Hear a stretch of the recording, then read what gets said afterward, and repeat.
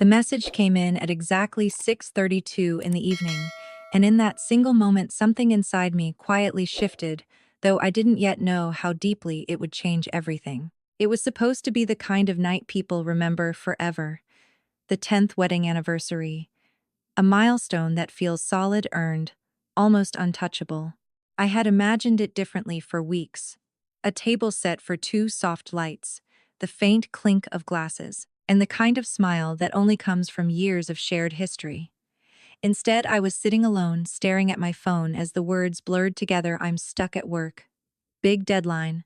I'm so sorry, babe. Happy 10th anniversary. I'll make it up to you this weekend. Love you.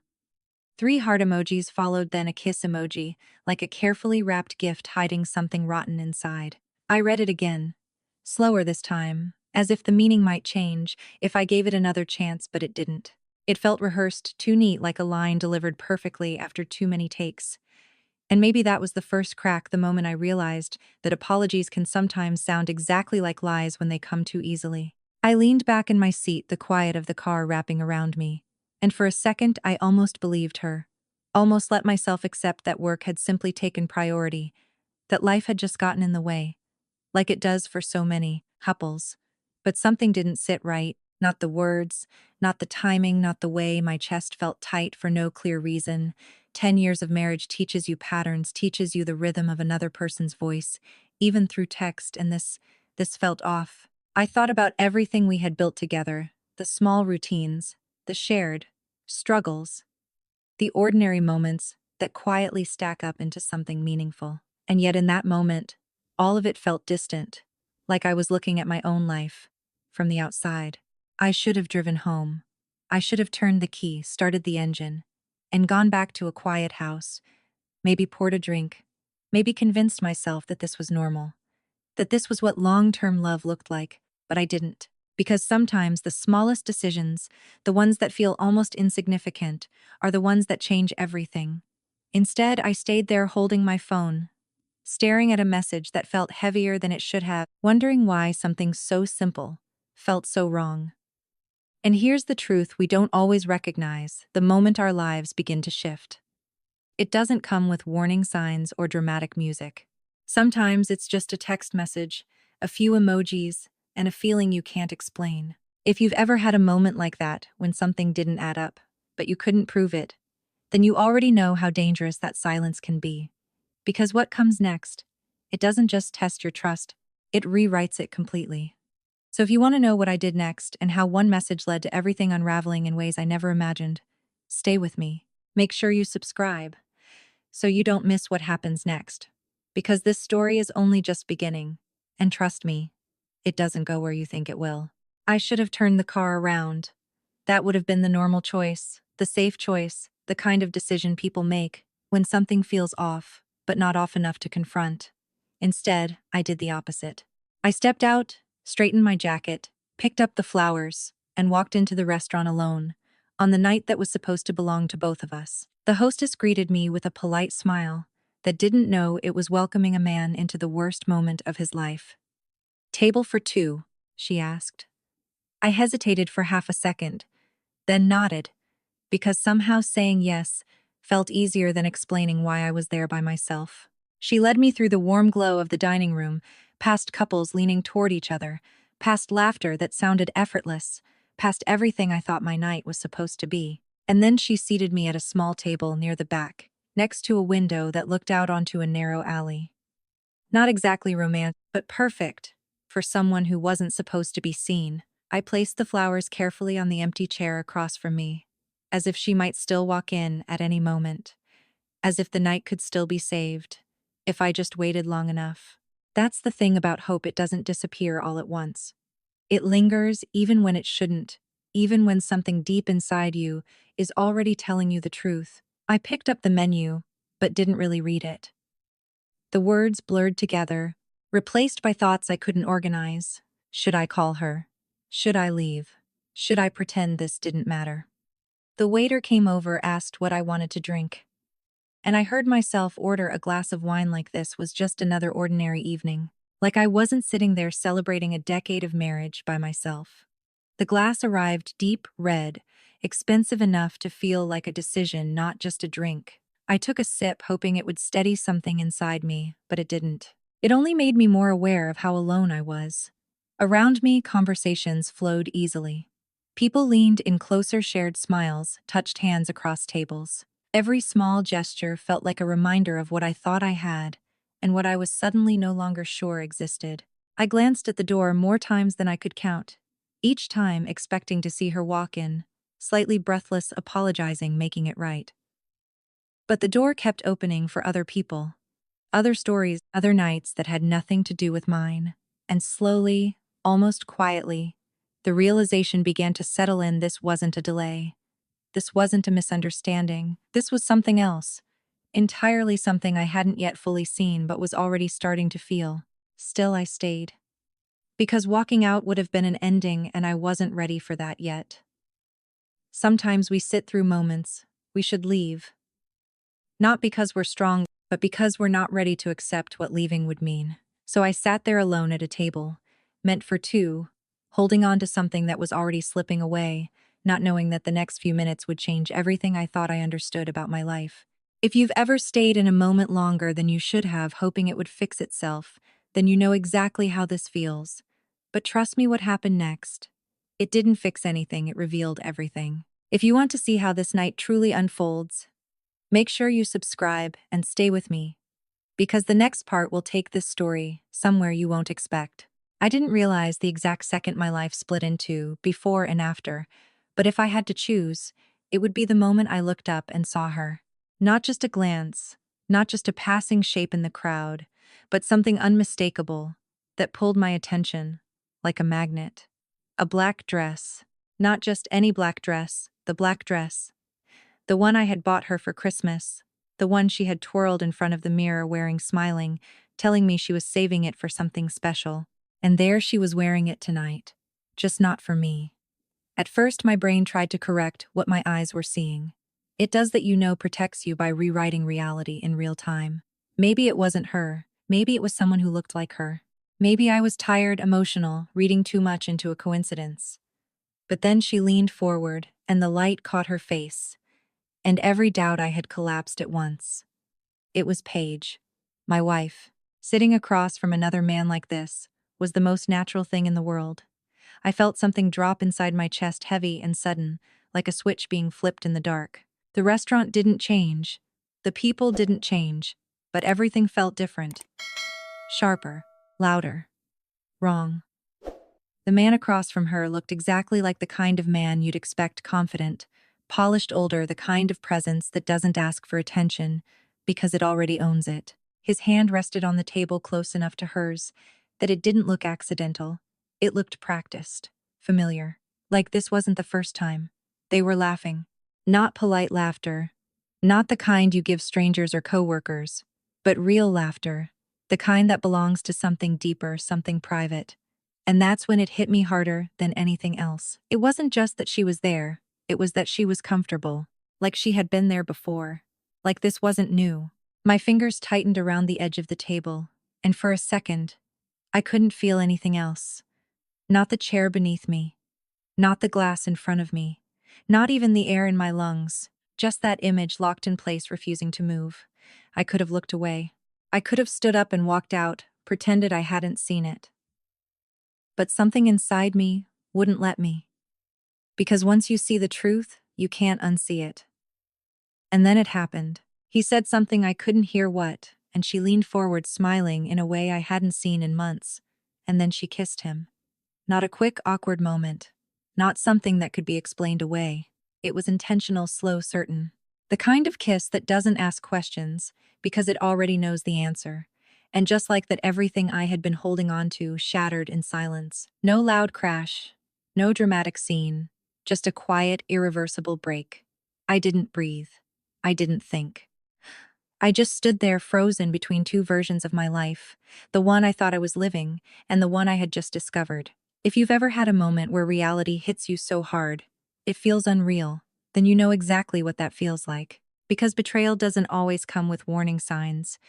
It arrives fully formed, undeniable, and leaves you standing there trying to understand how you missed it. And trust me, what I did next, It wasn't what you think. If you want to see how this moment turns into something even more unexpected, make sure you subscribe and stay with me, because the next part changes everything.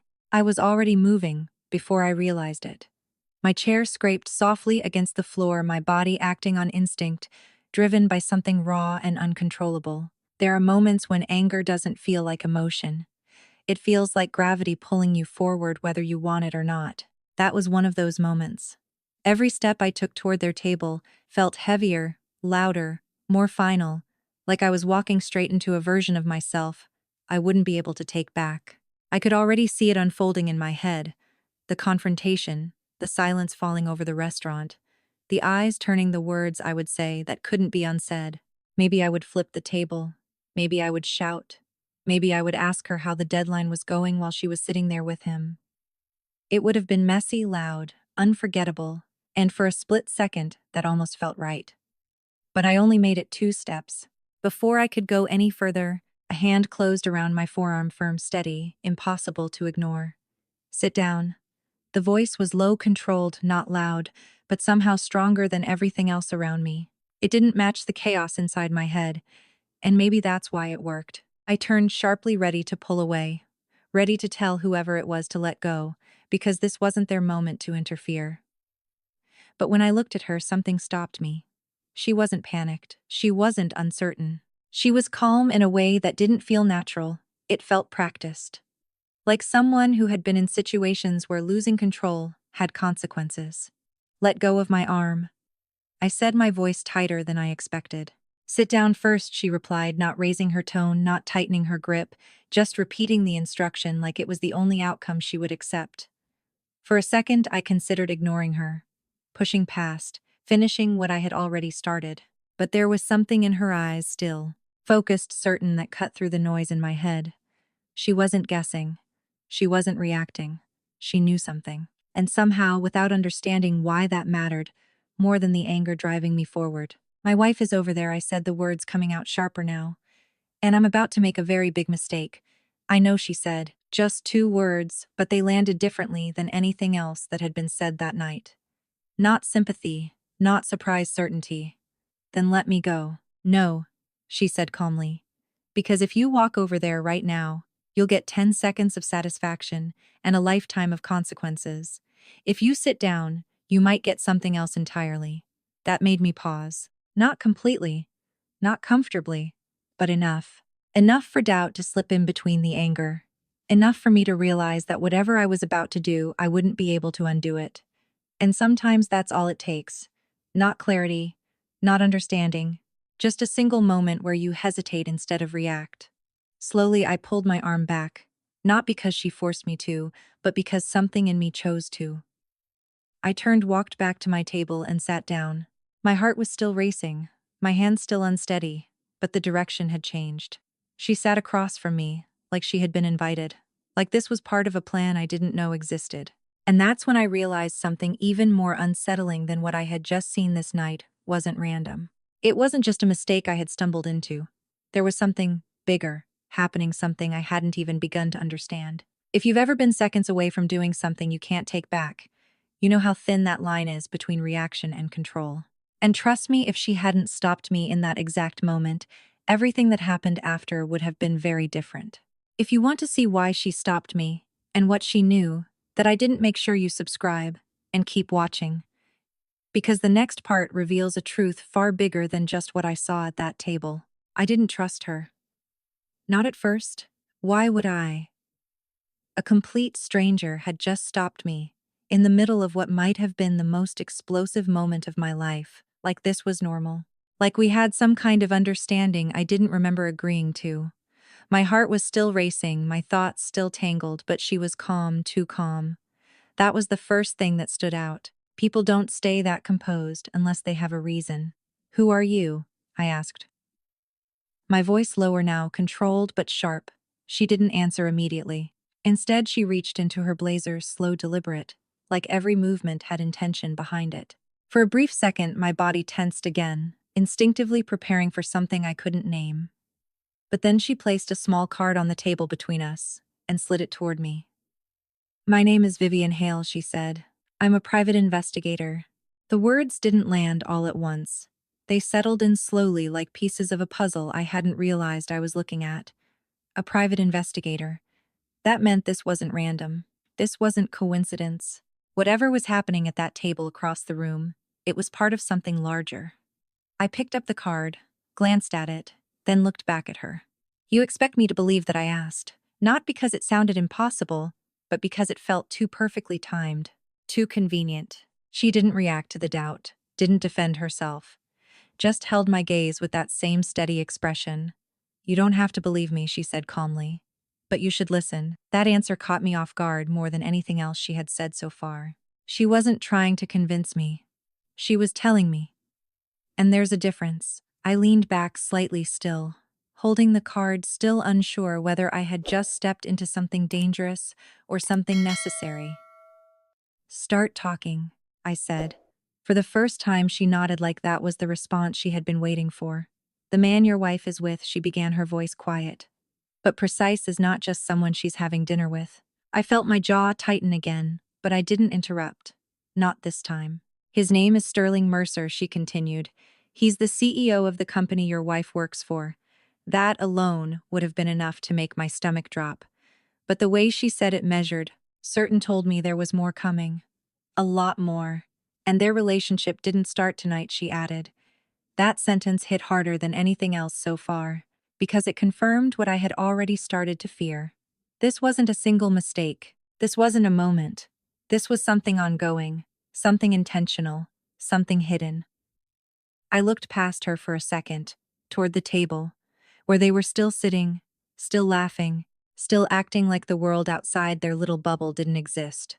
And suddenly, everything felt different again. Not just broken, but exposed.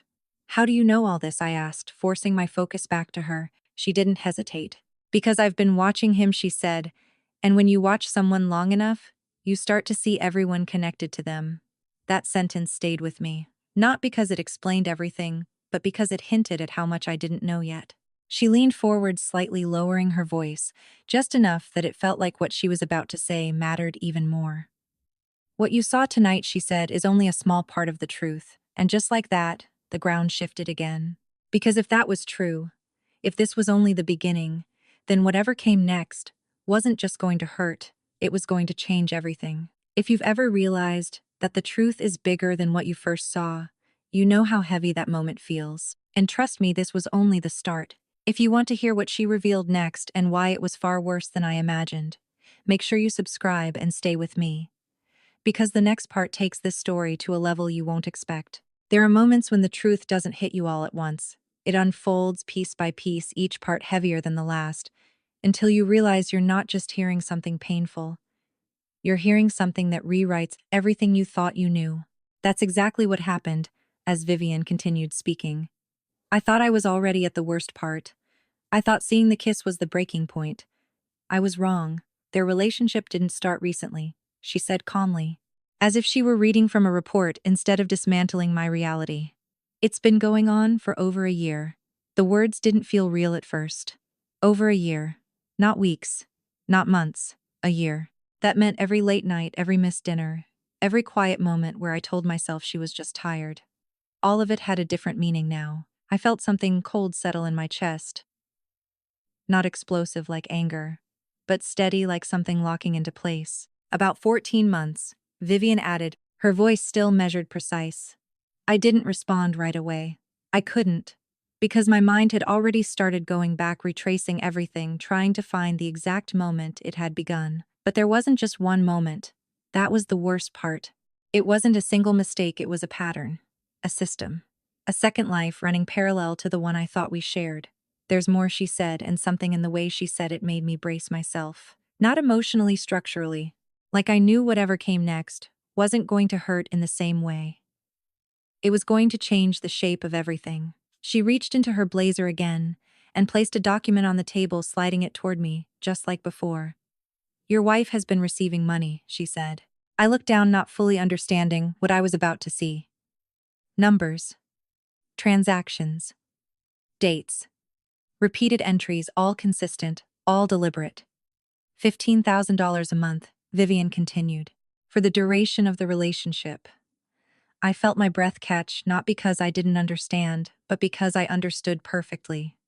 It wasn't just an affair. It wasn't just betrayal. It was calculated, sustained, funded. From him, I asked quietly, through a shell company connected to him. She replied, hidden, unreported, separate from your shared finances. I stared at the page, but the numbers blurred, not because they were complicated, but because of what they meant. This wasn't just something she had done. This was something she had built. Month after month, lie after lie, payment after payment. And the total? It was more than I could process in that moment, not just in money, but in meaning. She's been hiding all of this, I asked, my voice lower, now steadier than I expected. Yes, Vivian said simply. And that single word carried more weight than anything else that night, because it confirmed what I had been slowly realizing: this wasn't a fracture. It was a complete break.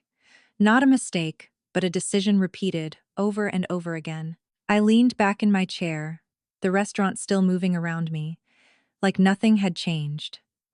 Like people weren't sitting just feet away from a life being quietly dismantled. And that's when something shifted again. Not into anger, not even into sadness, but into clarity. Because once the truth is complete, you stop guessing, you stop hoping, you start seeing things exactly as they are. If you've ever discovered that something you trusted wasn't just broken, but built on something false, you know how heavy that realization is. And trust me, this wasn't even the end of it. Because what she told me next, it changed not just what had happened, but what was about to happen. If you're still here, I want to hear from you. What would hit you harder, the betrayal itself, or the fact that it was planned, repeated and hidden for so long? Drop your thoughts in the comments. And stay with me, because the next part takes the story into something even deeper than you expect. There's a moment after the truth hits, after the shock, after the disbelief, where everything goes quiet, not around you, but inside you. That's where I was when Vivian finished, laying out what she knew. The anger that had pushed me out of my chair just minutes earlier didn't disappear, but it changed. It wasn't wild anymore. It wasn't loud. It became something sharper, colder, more controlled. And that's exactly when she spoke again.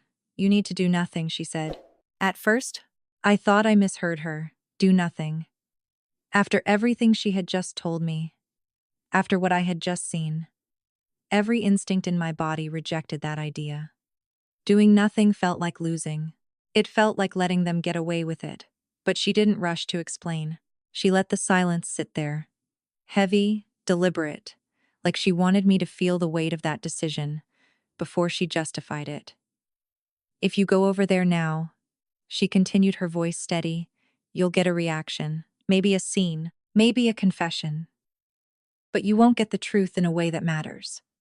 I frowned, not fully convinced, but listening. Because at this point she had earned that much. What I'm building, she said, is something bigger than a moment. Evidence. A pattern. Something that can't be argued away or explained with excuses. That word evidence landed differently. It shifted the situation from emotional to strategic, from something happening to me to something I could act on later. Give me time, she added. Let them think they're safe. Let them keep doing exactly what they've been doing. I glanced over her shoulder again, back to that table. They were still there, still talking, still laughing, completely unaware that their world was already starting to close in on them. And for the first time since I had seen them, I didn't feel the urge to move toward them. I felt something else. Distance. Not physical distance, but perspective. What happens if I wait? I asked quietly. She didn't hesitate. Then you don't just confront a lie, she said. You expose the entire truth. That changed everything. Because confronting a lie is emotional. It's immediate. It feels powerful in the moment, but it fades. Exposing the truth, that's permanent. That's undeniable. That's something you can't take back. I leaned back slightly, exhaling slowly, feeling the shift settle in. This wasn't about that table anymore. It wasn't about what I had just seen. It was about what came next.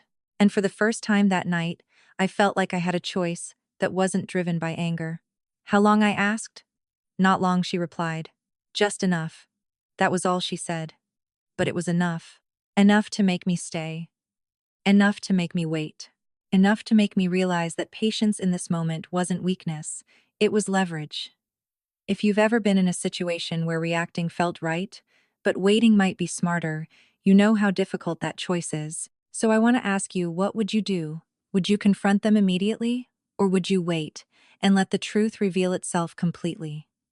Drop your thoughts in the comments.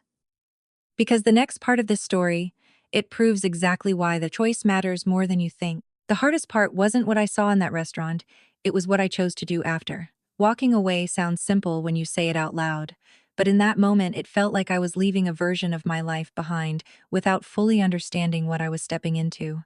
I didn't look back. Not at her, not at him, not at the table that had just shattered. Everything I thought was real. I walked out into the night, the air colder than it should have been, or maybe that was just me finally feeling everything at once. The drive home felt longer than usual, not because of traffic, but because of the silence. No music, no distractions, just my thoughts replaying every word Vivian had said, every detail I had missed over the past year, every moment that suddenly made sense in the worst possible way. By the time I pulled into the driveway, I wasn't angry anymore, not in the way I expected. It had settled into something deeper, something quieter, but far more dangerous. I stepped inside, closed the door behind me, and for a moment, I just stood there. The house was still, peaceful, unaware. And that contrast hit harder than anything else that night. Upstairs, my kids were asleep. I walked into their room slowly, like I was stepping into something sacred, something untouched by everything that had just happened. My son was sprawled across his bed, completely unaware of the world outside his dreams. My daughter was curled up, holding onto her stuffed toy, breathing softly. And in that moment, everything became clear, in a way it hadn't before. This wasn't just about me anymore. It wasn't just about betrayal or anger or even truth. It was about them. About what came next. About what kind of life I was going to build from this point forward. I stood there longer than I realized, just watching them, letting that clarity settle in, because for the first time that night I understood why Vivian had stopped me. Not just to protect me from a mistake, but to give me something else. Control. Direction. A way forward that didn't destroy everything in one moment of emotion. I didn't cry. I thought I would, but I didn't. Instead, I felt something solid forming inside me. Not forgiveness, not acceptance. Something else. Resolve. The kind that doesn't need to be loud, to be powerful.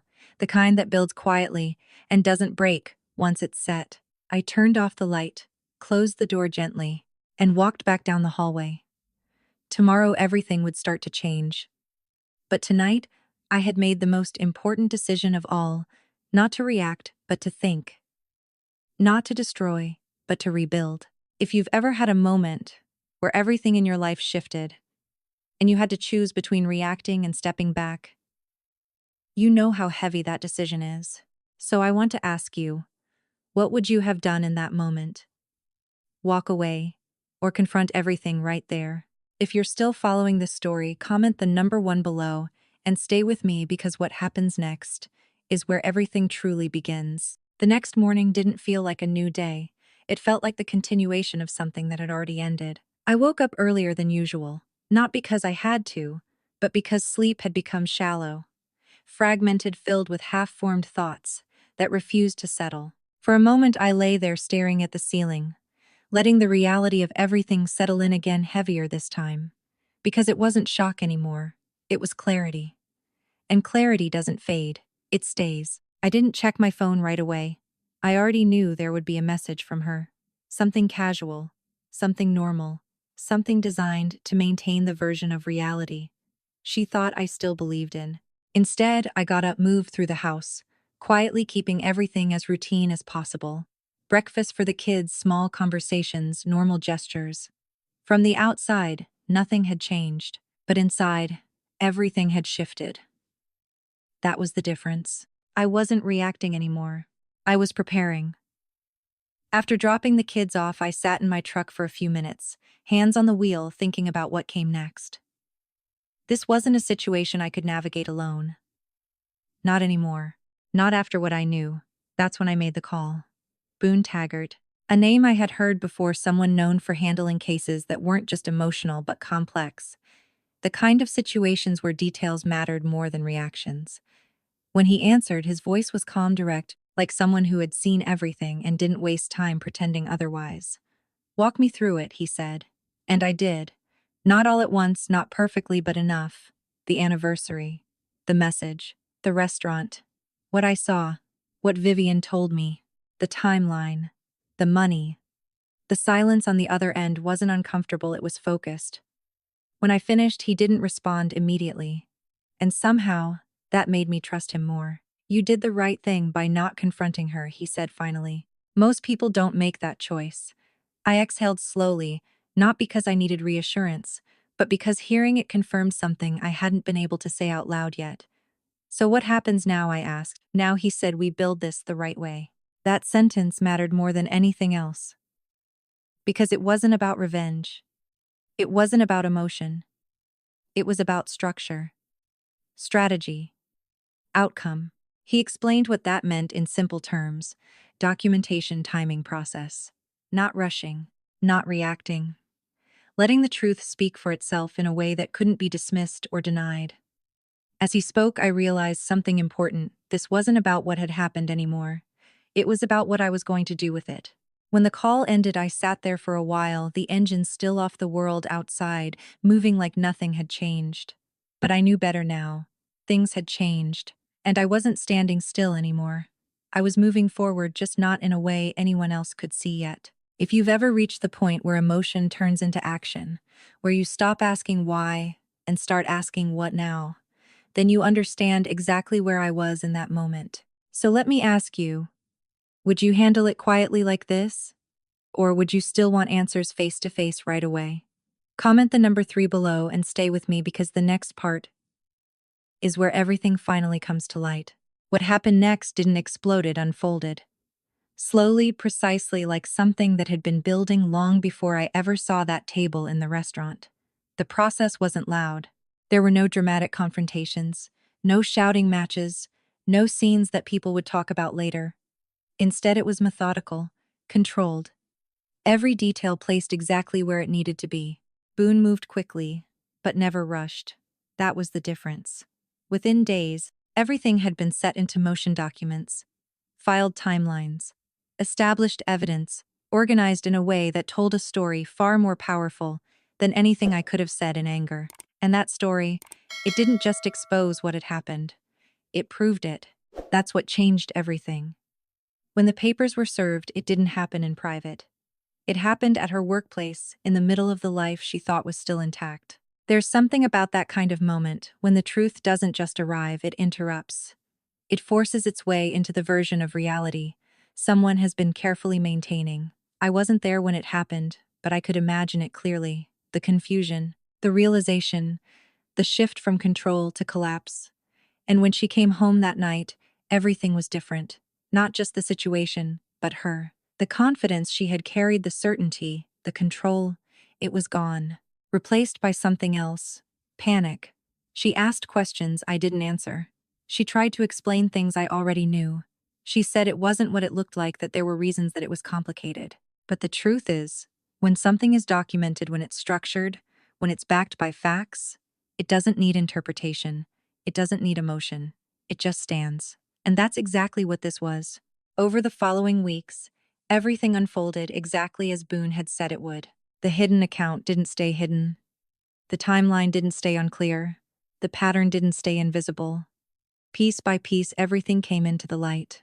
And when it did, there was no room left for doubt. That's the difference between reacting and preparing.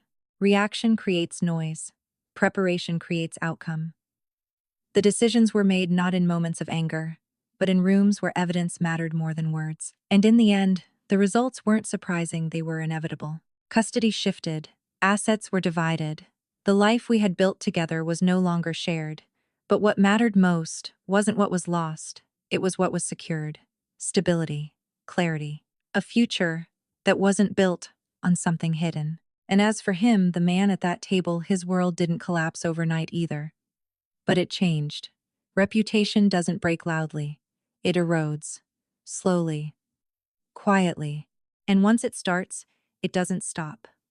Looking back, I realized something important. The moment in the restaurant wasn't the end of my story, it was the beginning of the truth. Everything that followed wasn't about revenge, it was about resolution. If you've ever wondered whether staying calm in a moment like that makes a difference, this is your answer. It does. So, if this part of the story made you think differently, take a second to like and subscribe, because the next chapter isn't about what was broken, it's about what comes after. And trust me, that part matters even more.